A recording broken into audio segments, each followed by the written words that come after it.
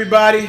Welcome back to our second segment here with Professor Oscar Sistrunk, Morehouse alumni, Morehouse Professor, MAI, crypto genius, blockchain professor extraordinaire. So we're going to just jump right in here and start talking about the blockchain.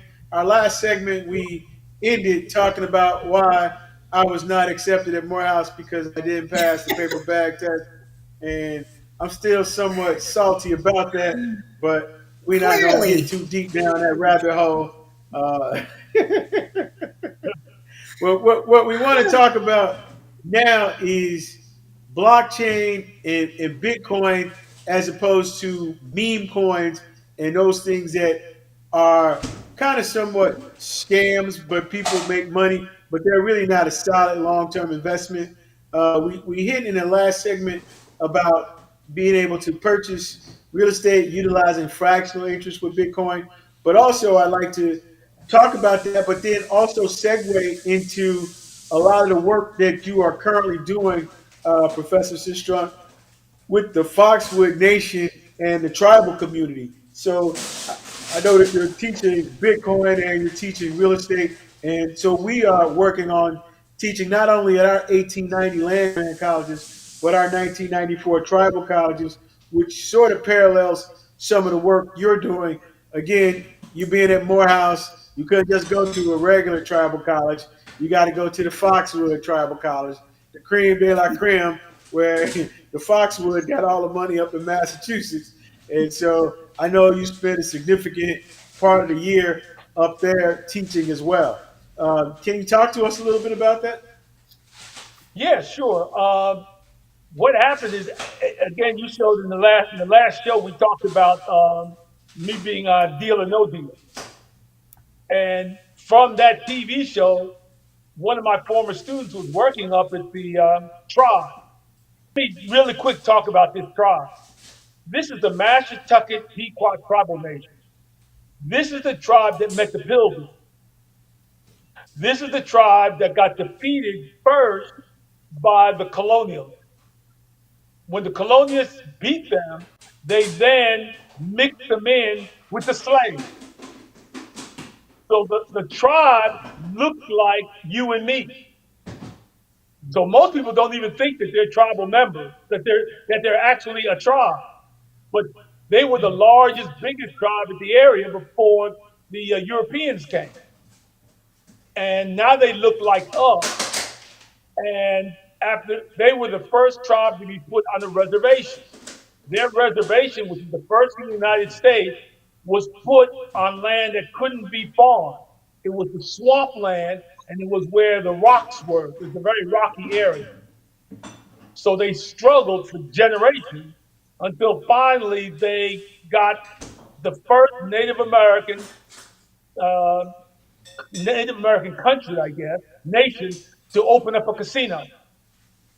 And they now have the biggest casino in the United States. They And that's in let's see, Massachusetts, right? it's in no, it's in Connecticut, Ledger, Connecticut. Connecticut, out in Okay. the middle of nowhere. And they their casino has over 3,500 rooms. They have a Tanger outlet mall in it, five casinos, doing about $7 billion a year in just slot machine business. They are getting ready to open up a Wolf Creek indoor water park, which opens in a few months. They have two 18-hole golf courses, and they own 1,500 acres of land outside their reservation. They So that's are, why you spend so much time teaching up there. yeah, Yeah. yeah. And I become good friends with them. We had a matter of fact, the treasurer of the tribe. Remember, it's their own. They're their own country on the reservation. The treasurer, the money person, is the Morehouse man. So What? we're yes. We got Okay one of their now. early on. We got one of their tribal members. a guy on the council reached out to me and said they had a young man who they needed to get off the streets, and he was really smart, and they wanted him to go to Morehouse. So we got him into Morehouse. He struggled but graduated, came back, and now he's the financial officer for the whole tribal nation. And I'm working with him since 2001. We're starting this year, coming up April. We're going to be starting again an entrepreneurship class teaching Bitcoin, real estate, and wealth creation. And we teach that to the tribal members and to employees. They have over 4,000 employees. And so they can also take our course through what they call their Pequot Academy. And we're trying to educate, especially the tribal members, because you may not believe this, but a lot of those tribal members, they have the biggest economic engine in the area, but they're not motivated to go out and open up their own businesses because their housing is free, their medical care is free, they get discounts for eating at any of the restaurants they have 27 different restaurants in the casino. They can eat there almost free.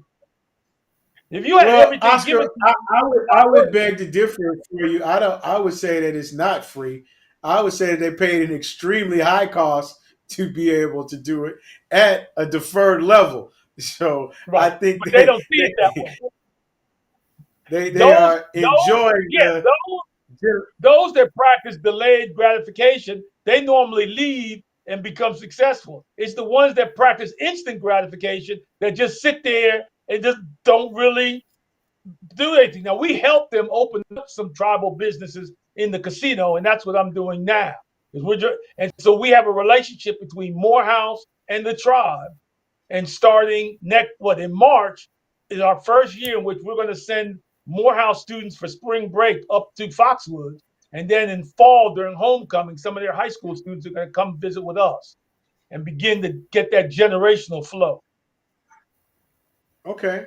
All right. All right. So that's So kind of what we're doing in the next. They probably all good with the paper bag test though. So it ain't gonna be no problem. No, no, not at all. You would be surprised. You Are would be y'all surprised. still Remember, they using? got Are y'all still using the paper bag test? oh no, not anymore. So what No, year they did got that stop? we What we 2000? burned that when we were there. When we were there, No, that no. stopped in the I 70s. graduated from high school in 1984, and I'm thinking it was still strongly in play. See, you should have called me. I didn't know You should you. have called me. Shit. Your brother knew me. Tell your brother to stop playing. He knew me. He should have called. He said, "Man, get He's my younger brother in than me. school." He's younger than me, but that's okay. Tennessee Oh, State all took right. care of me. Tennessee State took There care you of me. I was go. where I was supposed to be. I was That's exactly where I right. was supposed to be. I had some friends go to Fisk. So and I had a lot of people at Tennessee State. My former boss was president of Tennessee State. So I don't like Nashville, but I like Tennessee State. So yeah, Well, Nashville has that's grown. okay. Shani and I were at Nashville this past Yep. spring, and Well, we had a ball. And Mhm. one of my old classmates is the USDA rep there now. So we Eston, we got a chance to hang out with Eston, and there's a lot of good things that are going on. So I'm really excited about the work that you're doing with the tribal country, the empowerment of them to be able to start to value their land and their own opportunities. And this is what we are so excited about, being able to just empowering the next generation, creating the opportunities, and your ability and heart to give and educate has definitely been inspiring to me. And I mean, and the fact that you always, I mean, there's never any time that I can think of where I've called you and you haven't gotten back to me and been supportive of what I've been doing and offered direction. So I'm very thankful and appreciative of that. no, no problem. I tell people all the time because some folks wonder, why are you willing to share everything? Well, first of all, yeah, it's about I look forward. I'm looking for the future, and I'm going to tell you. This is a little secret. I never told anybody else this, but I'll tell you. Here's why I do all of this stuff. I do it because I think you measure a person's success by the amount of people that come to the funeral. Hmm. Well, So I've always thought when I go to some funerals, there ain't hardly anybody there. But I remember when I went to my dad's funeral, we had to have two of them because the daggone place was overflowing with people. And I always said to Wow. myself, that's what I want. I want people to come back and talk good things about me. Tell my kids some of the things that I did. Tell my grandkids and great grandkids what I did and how I helped them. Because I think about that with my dad. And that's what it's all about. well, Oscar, I'm gonna give you a little bit of a pushback there. I went to Mr. Roby's funeral a couple weeks ago, and he was 104 years old. And there were quite a few people at his funeral, but I'm thinking he outlived most of his friends That's right. and family That's right. and folks. Well, see, that's right. I So, tell people that's the other thing. You I did. don't I don't want to live too long because I don't want to outlive my kids. I got to go yeah, before my kids, right? So you're right. I had a great grandmother that lived to be 105. So I understand that. But also, I want to go actually, far enough to enjoy it, but then I don't want to have to bury any of my kids. So I got to go. actually, today is Mr. Roby's birthday, so we need to say happy birthday to Yeah. Mr. Roby. He would have been 105 today. He He's just an Wow. came up incredible person. a little bit short. He would have been Yep. 105 years old today, January Yeah. Wow. It's 29th. amazing. So And especially when you stay healthy that long. Like my great grandmother, she was healthy at 105 because she met my daughter, and I'm her great grandson. And so she met my daughter. So I got pictures of that. I got video of her when she was 90 something in my high school graduation. She was more spry than anybody else there at 90. well, I think you well on your So way because it looks like you are reverse aging. Rick, can you bring that clip up again for him from Deal or No Deal? Now that you're sitting here looking at him, and bring that clip up for us, Rick, so we can see him in Deal or No Deal. Risk, reward. We always have risk, but we have calculated risk. And, we've been having fun here, but it is time to go home.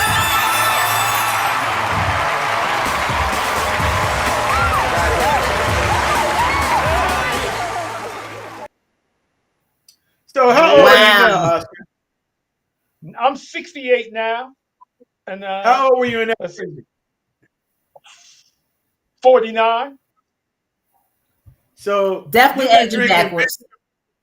Yeah, hey, how you Yeah, doing that reverse aging? Is it going up to Foxwood? Is it the water? well, You done yeah. found the fountain of Let me youth? tell you. Connecticut? Is it Connecticut? Yeah. Let me tell you. This is so strange. What happened is because of that show, we ended up getting a contract with the tribe, right? When I got up there, one of the things that they used to have was they had an annual diabetes golf tournament, and I was involved in the kind of working with it behind the scenes. After I leave and I come back to Atlanta, I have to go to the doctor. I go to the doctor and find out I have diabetes. So I Oh. called my guy back at the tribe and said, I didn't know diabetes was contagious. How the heck did I get diabetes? And so the doctor brought all this insulin. And I'm like, I'm not taking insulin. I'm not going to, hell no, because that ain't good. I said, what I'm going to do is I'm going to have to change my eating habits and I got to lose weight. So I started working out, exercising, changed my diet completely, and lost the weight. And that was 2012. I got that. I got so thin. I went from 235 down to 160. I lost so much weight, people thought I was sick or something. So I had to Wow. gain some of my weight back. I'm like about 170 is about a good number for me now. But what I do is I walk. So my goal is 200,000 steps a month. And that's what I do, which is about, almost 7,000 steps a day. And that's what I do. So what I did is I had some students come, we were in class one day talking, and they were telling me how they didn't have a driver's license. And I looked at them and said, what man in his right mind doesn't have a driver's license and doesn't have a car. And they said, well, Professor Sistrunk, we don't need a car anymore. I said, what? What are you talking about? So my car broke down. And I said, you know what? I'm going to try and do what they said, which is take mass transit and use Uber and walk. And I haven't bought a car since. They were right. So I get my steps in, right? I walk to the bus stop, and then I catch the bus from up here. I'm in Kennesaw. I can get the bus from Kennesaw, get all the way down to Morehouse, and because I'm now senior citizen, I get the $1 ride card. So it only costs me $1 to go from Kennesaw Town Center Mall all the way down to West End Mall. Why am I going to drive? So That's basically, Why am I going to have a car? you walking around Yeah, Atlanta like Kung Fu. Yeah, I walk. Yep, I sure do. I walk, and then if I need to, I just catch an Uber and go where I need to go. Sensei good. And Sistrunk. then sometimes I'll rent a car if I need it. But that's it. Now imagine, I don't have to worry about oil changes. I don't have to worry about tires. I don't have to worry about tune-ups. I don't have to worry about any of that stuff. And Or it keeps me in traffic. shape. Right. I work on the bus, right? Think about it. I can do emails, text messages, take calls. I can work on my computer while I'm on the bus. And so That's I'm true. working while I'm traveling. I'm not sitting in traffic.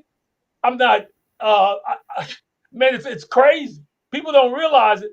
But nowadays in Atlanta, now I know why those guys don't have driver's license. It's like New York in a way.